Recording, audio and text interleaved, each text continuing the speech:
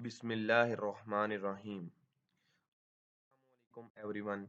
Today I'll be presenting on the Singapore Convention on Mediation, a groundbreaking international treaty that makes mediated settlement agreements legally enforceable across borders.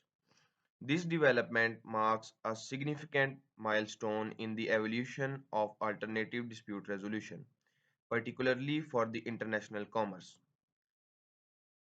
Now we will see what is mediation. Mediation is a voluntary, confidential process where a neutral third party, that is the mediator, facilitates dialogue between disputing parties to help them reach a mutually acceptable resolution. Unlike court litigation, mediation is non-binding unless an agreement is reached. It is often faster, less formal, and more cost effective, with a focus on preserving relationships. Mediation is widely used in areas such as commercial contracts, civil claims, and even some family and workplace disputes. What is Singapore Convention? Singapore Convention on Mediation is a landmark United Nations treaty signed in 2019 and came into the force in 2020. It addressed a major gap in international dispute resolution by making mediated settlement agreements legally enforceable across borders. This gives mediation the same global recognition that arbitration already enjoys under the New York Convention. The convention applies specifically to the international commercial disputes. Its official name is United Nations Convention on International Settlement resulting from the Let's move on towards the problem before the Singapore Convention on Mediation. Despite its benefits, mediation had a critical weakness. There was no international framework to enforce settlement agreements that arose from it before the Singapore Convention on Mediation. So, as a result, if one party refused to comply with the agreement, the other had to file a lawsuit that is possibly in a foreign country just to enforce what was already agreed between them. This uncertainty discouraged businesses from using mediation for cross border disputes as it lacked the enforcement muscle that arbitration had under the New York Convention. Now we will see what are key features of Singapore Convention on the Mediation. First, it applies to the commercial disputes only. This convention specifically applies to the international commercial disputes. It does not cover family, consumer, or employment disputes. This ensures it's focused on the resolving cross-border businesses conflicts between the parties. Secondly, it covers international agreements. This convention applies when the parties involved in the convention are from different countries. It is designed to facilitate resolution in cross-border matters where national laws might differ. This international scope make it highly relevant in global trade and also in the global commerce. Third one is enforceable in signatory states. A mediated settlement agreement can be directly enforced in any country that has ratified the convention. This removes the need to re-litigate or renegotiate in the foreign countries. It brings legal certainty and speeds up dispute resolution across the jurisdictions. Fourth key feature of the Singapore Convention on Mediation is that it is similar to the New York Convention. Just like the New York Convention that is made for the arbitral award enforceable worldwide, the Singapore Convention gives the mediation the same level of international recognition. It is a major step in promoting mediation as a credible enforceable ADR method. How many countries have signed the Singapore Convention on Mediation? As of now, 56 countries have signed this convention. That shows it is it is a widespread global interest. Out of these countries, over 13 countries have ratified it, making it legally binding, within their jurisdiction.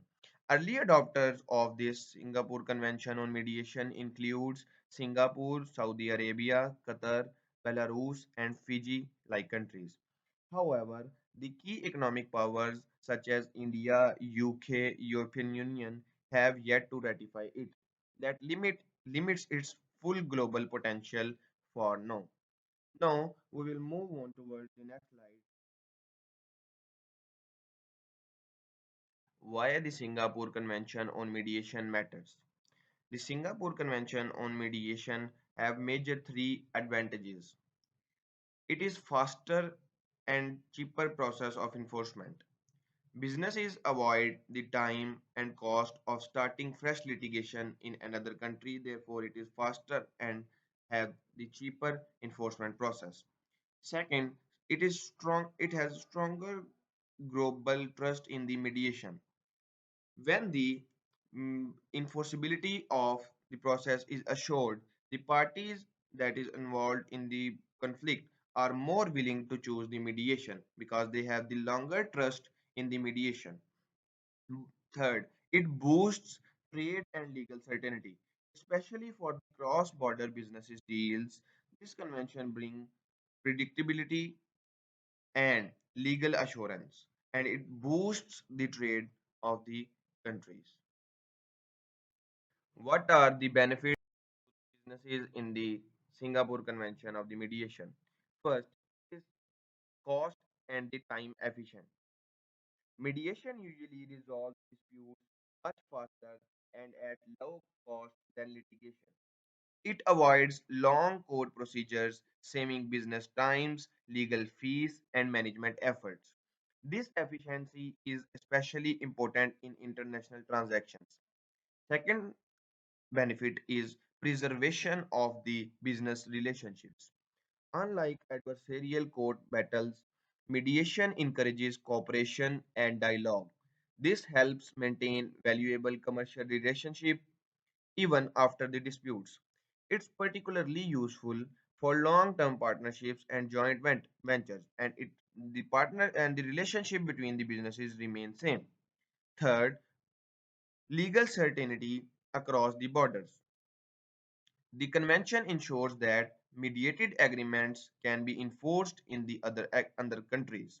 This reduces the risk of non-compliance in cross-border deals. Businesses can operate with the greater confidence and predictability. And it also promotes global investment and trade because by offering a trusted mechanism for resolving the disputes, convention builds investor confidence. Therefore, it makes international markets more accessible and legally secure. This can boost global trade and the economic collaboration. Next, we will see what are the challenges ahead to this convention. First challenge is the low ratification rate. While many countries have signed the convention, only a limited number have officially ratified it. Without ratification, this treaty has no binding effect in those countries that have not signed it, and the jurisdiction of this treaty is not in these countries. This limits the convention overall reach and slows down its global adoption. Second challenge is varying national mediation standards. Different countries follow different rules and procedures for mediation.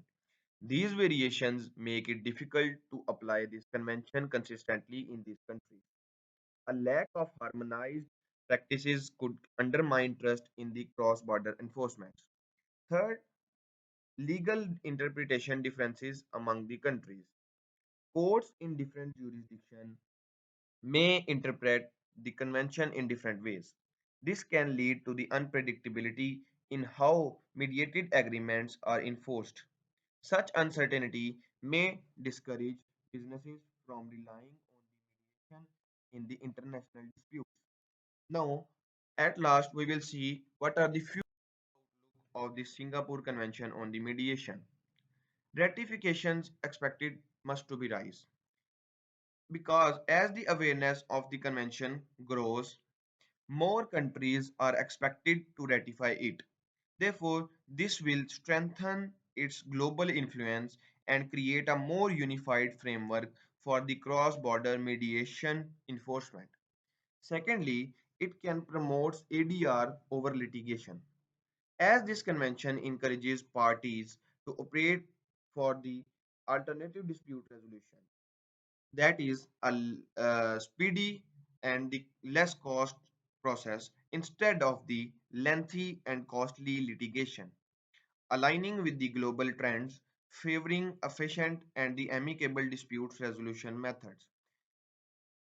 In this way, it can promote the ADR. Third future outlook is the it may lead to the new global mediation norms. With the increasing adoption of this convention, the convention may set the stage for international standards and practices in the mediation, fostering the consistency and trust in the mediated agreements worldwide. Here is my presentation on the topic Singapore Convention on the Mediation, that is also known as United Nations Convention on International Settlements resulting from the mediation. Thank you.